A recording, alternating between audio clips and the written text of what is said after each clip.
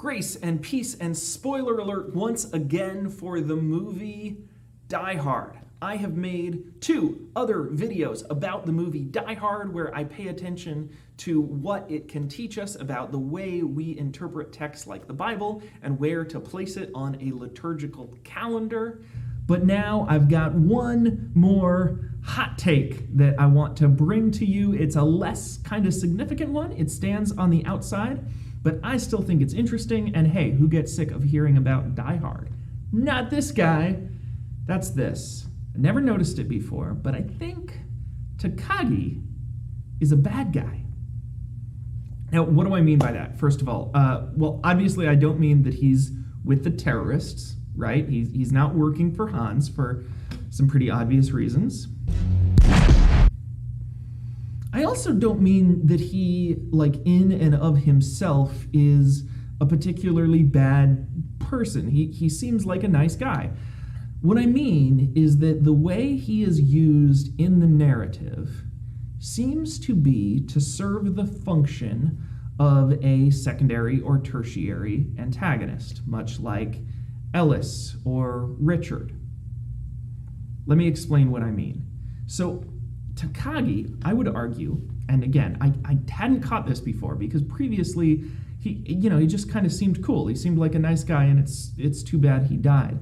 But I mean, you can't deny Die Hard was made before the fall of the Berlin Wall, and it is a explicitly, sometimes frighteningly jingoistic, pure American movie. Everybody who's foreign in Die Hard seems to be a bad guy, and the baddest guys are like cartoonishly foreign. I mean, they're literally given names like Hans and Fritz, and Karl spelled with a K. So there seems to be some signaling there that maybe I didn't pick up on to make Takagi Japanese that was maybe supposed to be interpreted by the original audience as he's not really one of us.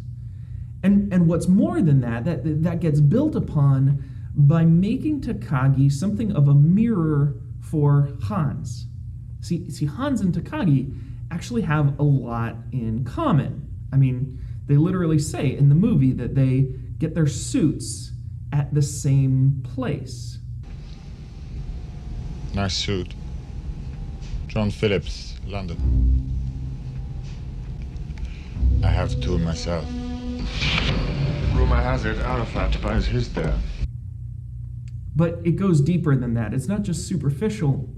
They also both pretend to care about maybe greater good. They both pretend to have causes. Hans says he wants all of these radical prisoners freed, and I have comrades in arms around the world languishing in prison. And Takagi says he wants to develop the region of Indonesia. Is this what this is all about? Our project in Indonesia? Contrary to what you people may think, we're going to develop that region, not exploit it. I believe you. But all they both really care about is money. We find that out when Hans reveals himself to be nothing but a common thief. I am an exceptional thief, Mrs. McLean. And when we think about and go back and remember that the chief of international development at Nakatomi Corp is Ellis. Ellis is in charge of international development. Heard a heck of a lot about you. Missed something.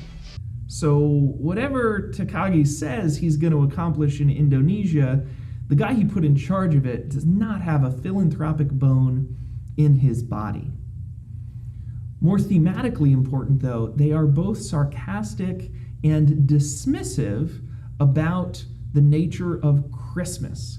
Hans is like, oh, it's Christmas, it's the time of miracles, be of good cheer. But really, he's got a secret plan going on. And Takagi says this. I didn't realize they celebrated Christmas in Japan. We're flexible. Pearl Harbor didn't work out, so we got you with tape decks. So in a Christmas movie, like Die Hard might be, watch this video, the theme of having someone sarcastic about Christmas who is so like the primary antagonist seems intended to, like, color in the spaces a little bit.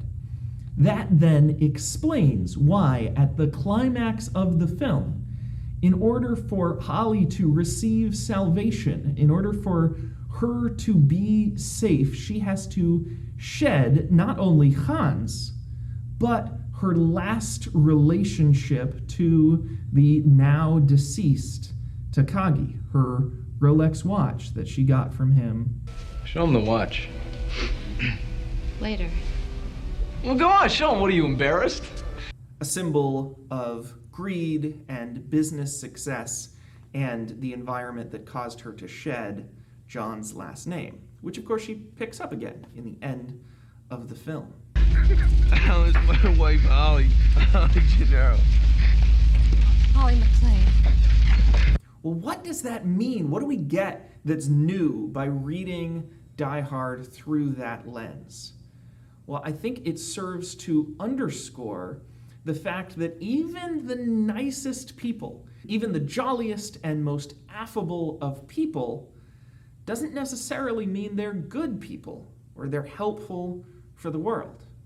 And sometimes the dirtiest, ugliest people, schlubs like Al and John, are the people that we need. It leaves a lot of room for grace. Oh, the weather outside is frightful, but the fire is so delightful. And since we've no place to go, let it snow, let it snow, let it snow.